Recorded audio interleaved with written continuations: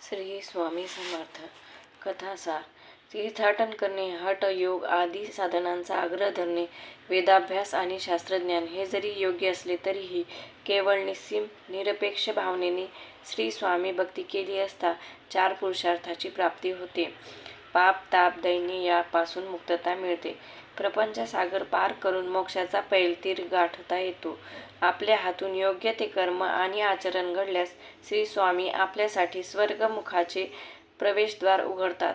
तसेच नित्य नामस्मरण करणाऱ्यांना ते जन्ममृत्यूच्या फेऱ्यातून मुक्त करतात, हे स्मरणात ठेवावे, असे मार्गदर्शन करून ग्रंथकार अध्यायास प्रारंभ करीत आहेत. मंगळवेढा येथे श्री स्वामींचे वास्तव्य असतानाचा हा प्रसंग आहे. तेथील वास्तव्यादरम्यान श्री स्वामी जंगलात राहत असत आणि अधेमध्ये गावात येत असत. त्यांच्याकडे पाहताच सकृतदर्शनी ते वेडसर असावेत अशीच ग्रामस्थांना शंका येत असे. त्यामुळे अनेक जण श्री स्वामींच्या विरोधात बोलत असत. जे कोणी श्री स्वामींविषयी प्रेम आणि आदरभाव दाखवित असत त्यांची हेटाळणी हे कुटील ग्रामस्थ करीत असत. याच मंगळवेढ्यामध्ये बसप्पा तेली नावाचा दरिद्री इसम श्री स्वामी सहवासात आला आणि पुढे कायम त्यांच्यासोबत येऊ जाऊ लागला. त्यांचे श्री स्वामी चरणी मन जडले.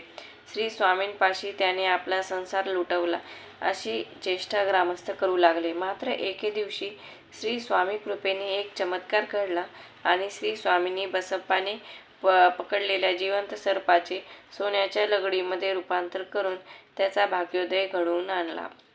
ही अद्भुत कथा सांगून या अध्यायाच्या शेवटी ग्रंथकारांनी श्री स्वामी सूत यांच्या विषयीचे कथानक व पुढील अध्यायात कथन करीत असल्याची पूर्वसूचना दिलेली आहे.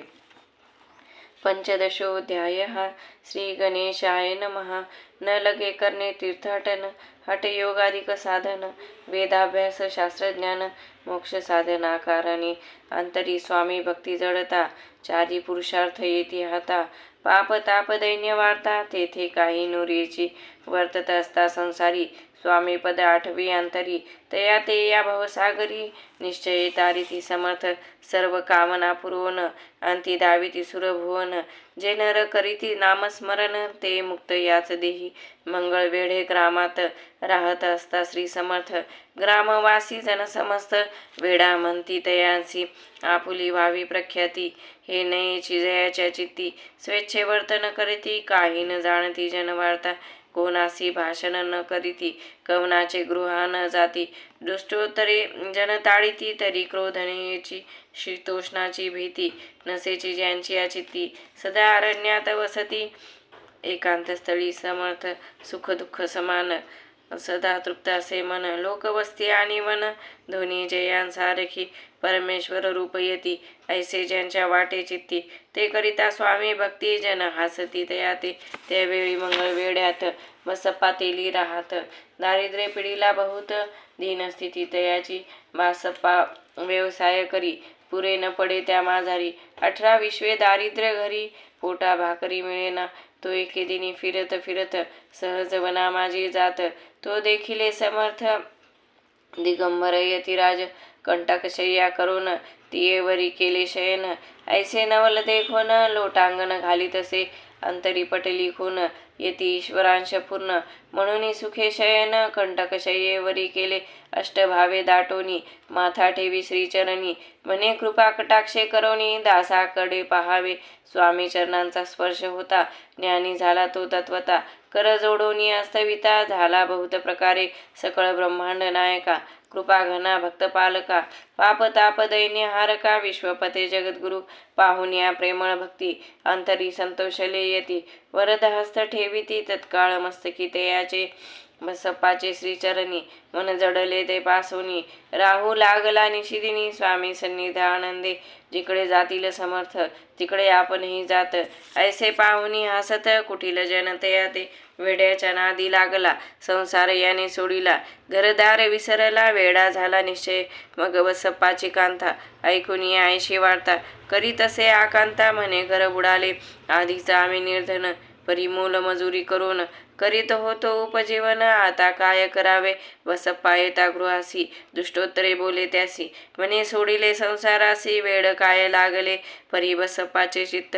स्वामी चरणी आसक्त, जनापवादान भीत. नसे चाड कोणाची, ऐसे लोटले काही दिन. काय झाले वर्तमान, ते होऊनी सावधान. चित्त देऊनी ऐकावे, एके दिवशी अरण्यात बसप्पा स्वामी सेवा करीत. तव झाली असे रात, घोर तम दाटले, चित्त जडले श्रीचरणी.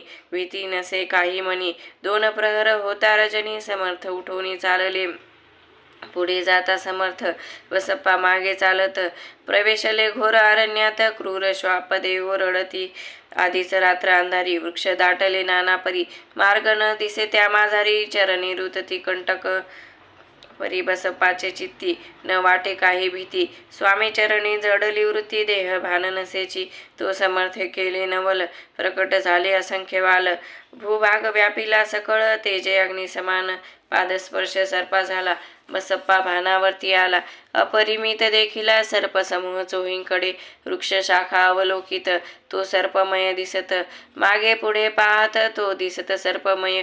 पाहुणी आयशी परी, भयभीत झाला अंतरी.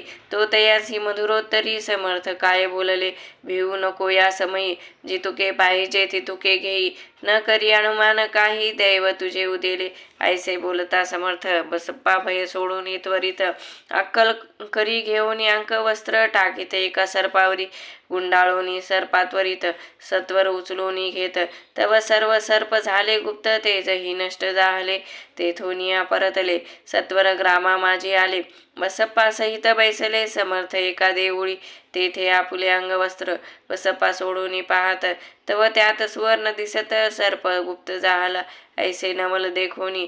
चकित झाला अंतःकरणी, माथा ठेवी स्वामी चरणी. प्रेमाश्रू नयनी वाहती, त्यासी बोलती यतीश्वर. घरी जावे त्वा सत्वर, सुखे करावा संसार. दारा पुत्रा पोशिजे, आनंदोनी मानसी. बसप्पा गेला गृहासी, वर्तमान सांगता कांतेसी. तेही अंतरी सुखावे, कृपा होता समर्थांची. वार्ता नुरेची दैन्याची, याविषयी ही बसप्पाची गोष्ट साक्ष देत असे. असो तो बसप्पा भक्त, संसार सुख उपभोगित. रात्रंदिन श्री स्वामी समर्थ, मंत्र जपे अत्यादरे. पाप ताप आणि दैन्य, त्यांचे दर्शने निरसोन. जाळे ते पद रात्रंदिन, प्रेमे विष्णू शंकर ध्याती. पुढे कथा सुंदर, स्वामी सुताचे चरित्र. मन करोनी अस्थिर, सादर होऊन ऐकावे. इति श्री स्वामी चरित्र सारामृत. नाना प्राकृत कथा संमत, सदा भाविक परिसोत. 15 ओढहा. श्री स्वामी चरणार्पणमस्तु. श्रीरस्तु शुभम भवतु. श्री स्वामी समर्थ महाराज की जय.